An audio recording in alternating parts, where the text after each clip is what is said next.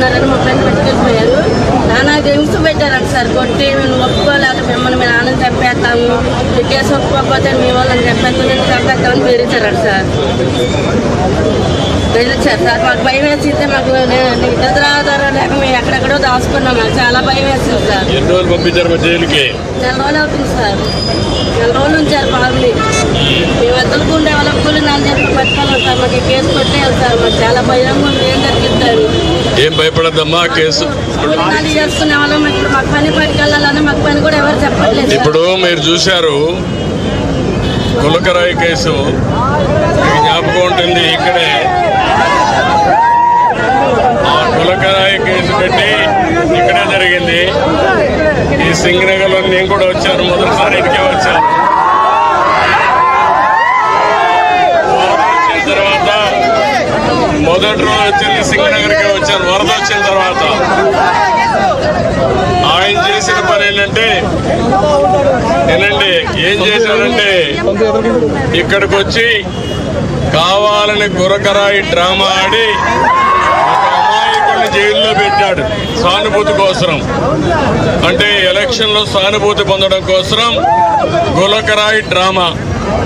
ఈరోజు బుడమేరు ఉంది. బుడమేరులో 3 గంటలు పడ్డాయి. ముఖ్యమంత్రిగా ఉండే వ్యక్తి ఆ 3 గంటలు పూడ్చలేదు. దానివల్ల ఏమైంది? వర్షాలు పడ్డాయి. దేవుడు చిన్న చూపు చూశాడు, వర్షాలు పడ్డాయి. దగ్గర దగ్గర 35,000 క్యూసెక్స్ ఆఫ్ వాటర్ వచ్చిందంటే 3.5 TMC నీళ్లు ఒక రోజుకు వచ్చాయి. ఆ నీళ్లు ఇక్కడ అంతా వచ్చేసాయి. అంటే ఆ రోజు తప్పుడు కేసు పెట్టి, తెలుసులే ఏ తమ్ముడు తెలుసు, ఆ కేసు తెలుసు, మన దగ్గర ఉంది. ఆ రోజు మనం చూస్తే తప్పుడు కేసు పెట్టి ఒక అమాయకుని జైల్లో పెట్టాడు. ఈ రోజు అతను చేసిన తప్పు వల్ల 3 గంటలు బట్టి బుడమేరుకు మిమ్మల్ని అందరినీ 6 లక్షల మందిని క్షోభ పెట్టారు. 30 మంది చనిపోయారు. ఇప్పుడు ఆయన ఏం చేయాలి? ఏం చేయాలి తమ్ముడు?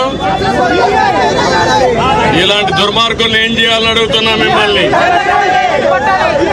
ఇప్పుడు ఇంకో పక్కన చూస్తే నిన్న మొన్న మనం ఇబ్బందుల్లో ఉన్నాం. ఆయన పెట్టిన ఇబ్బందులకి ఇప్పుడు మన మీద కక్ష తీర్చుకుంటూ వాళ్ళ టీవీలో పేపర్ రాసి, నిన్ననే మీరు చూశారు, ఏదైతే ప్రకాశం బ్యారేజ్ పైకి 3 పడవలు పంపించాడు.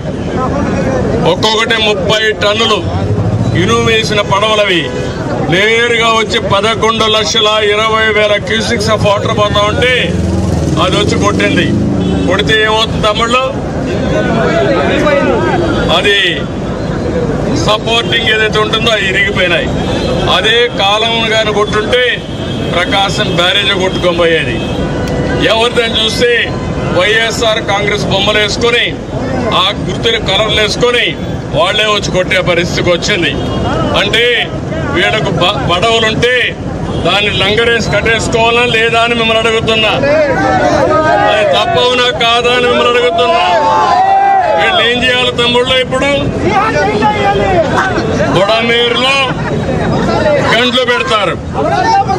ప్రకాశం బ్యారేజ్ పైన పడవలు పంపించి ఆ ప్రకాశం బ్యారేజ్ని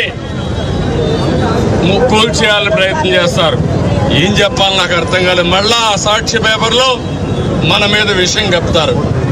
వీళ్ళు ఓడిపోయినంత మాత్రాన ఈరోజు వీళ్ళు ఇష్ట ప్రకారం చేసి మన జీవితాలతో ఆడుకుంటున్నారు.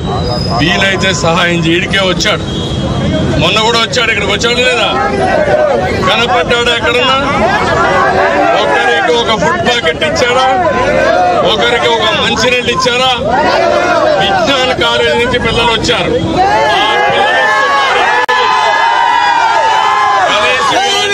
చేశాడా? ఒక వైఎస్ఆర్ కాంగ్రెస్ వాళ్ళు ఎవరన్నా వచ్చారా ఇక్కడికి? ఎవరికైనా 1 రూపాయి సహాయం చేశారా? ఇది ఒక రాజకీయ పార్టీగా తమ్ముళ్ళు అని మిమ్మల్ని అడుగుతున్నా. మీలో అందరిలో కూడా ఒకటి గుర్తుపెట్టుకోవాల్సిన అవసరం ఉంది.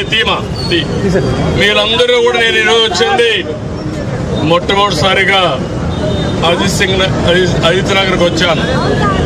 అక్కడి నుంచి నేను ఈ పరిస్థితులు చూశాను. ఇక్కడ దాకా వచ్చాను. అది చూసిన తర్వాత ఇది సిచ్యువేషన్ నాకు అర్థమై నేను ఆ రోజే నిర్ణయం చేసుకున్నాను. మళ్ళీ మీరందరూ కోలుకునే వరకు ఇక్కడి నుంచి కదలకూడదని నేరుగా కలెక్టరేట్కి వెళ్ళి బస్సులో ఉండి 9 రోజులుగా పర్యవేక్షిస్తున్నా.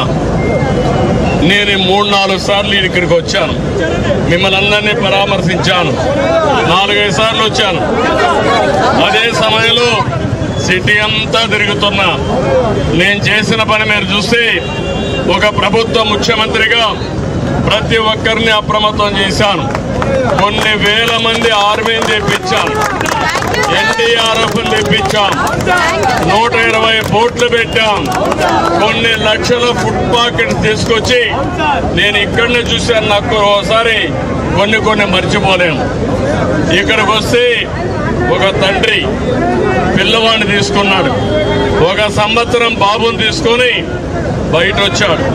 బయట వస్తే నేను అడిగాను, ఏమయ్యా ఏం జరిగిందని అడిగాను.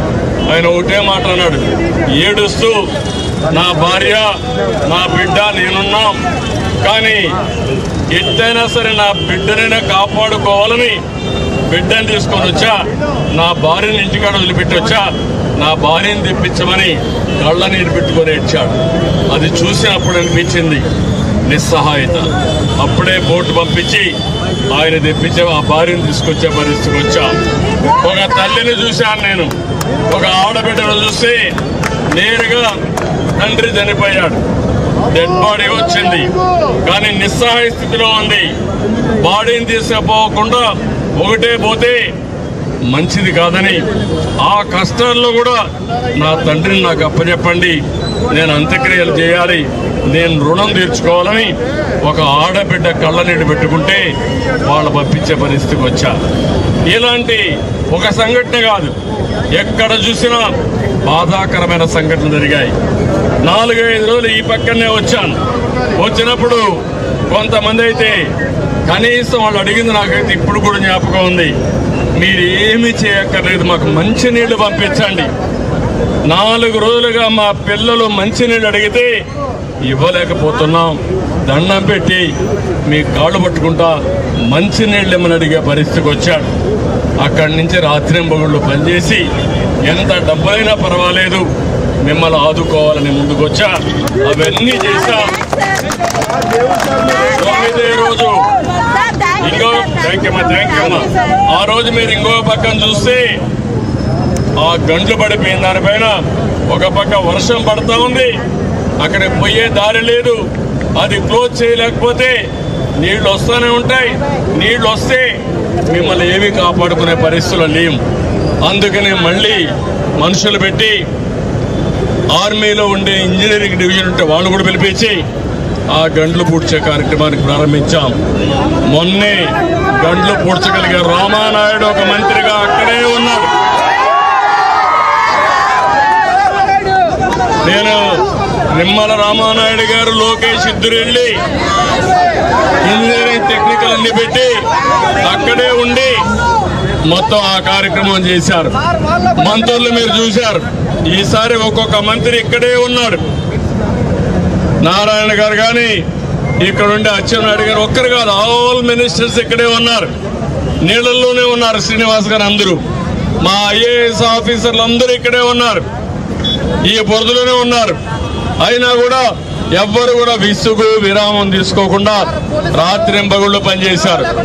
పోలీసులు కూడా రాత్రింబగళ్ళు పనిచేశారు. మా కమిషనర్ అయితే మీరు చూశారు, నేను ప్రొక్లైన్ లో వస్తే ముందర ఉండే దాని మీద నిలబడుకొని ముందుకు పోయే పరిస్థితికి వచ్చాడు. ఒక్కరు కాకుండా అందరూ కూడా పనిచేశారు. కానీ ఈరోజు